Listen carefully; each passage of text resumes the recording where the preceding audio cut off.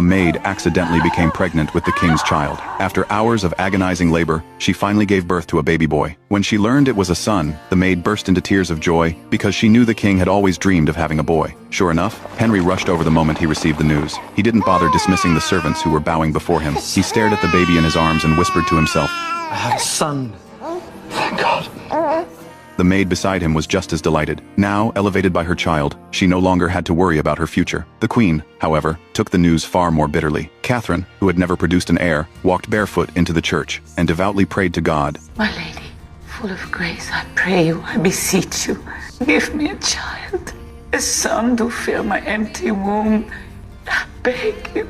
On the surface, Catherine could show no resentment at all. She even had to attend the celebration for the illegitimate child. To protect her husband's dignity, she swallowed all her humiliation in silence. Henry, meanwhile, showed no concern for her feelings. Just as Catherine was about to leave, he raised his glass and began to celebrate. Perhaps failing to bear an heir was the greatest sin a queen could commit. By contrast, the maid who bore a son had grown so arrogant that she no longer showed the queen any respect. Even her beau lacked the humility she once had. She believed this illegitimate child would secure the king's affection. But the womanizing Henry soon set his sights on another, even more alluring, maid. With a single look, he signaled his men to act. Whenever she was neglected by her husband, the only comfort Catherine had was her daughter. This child was her greatest source of strength. Yet the tragedy was that she had only one daughter. Desperate to bear a son, Catherine lowered herself and begged her husband for a chance to share his bed. Henry responded with clear impatience. He had long grown tired of his aging wife. Refusing to give up, Catherine confessed her love to him. Henry said nothing in return, but his cold gaze pierced Catherine's heart. Perhaps out of guilt, he slowly stepped closer, bent down, and gently stroked her face. The long-lost tenderness felt unreal to her, but just as she sank into it, Henry abruptly pulled away and left. Catherine was left alone, clinging to the aftertaste of that moment. The emptiness tormented her deeply. That was why every night became both her greatest hope and her deepest fear. Staring into the empty room, she couldn't help asking her maid,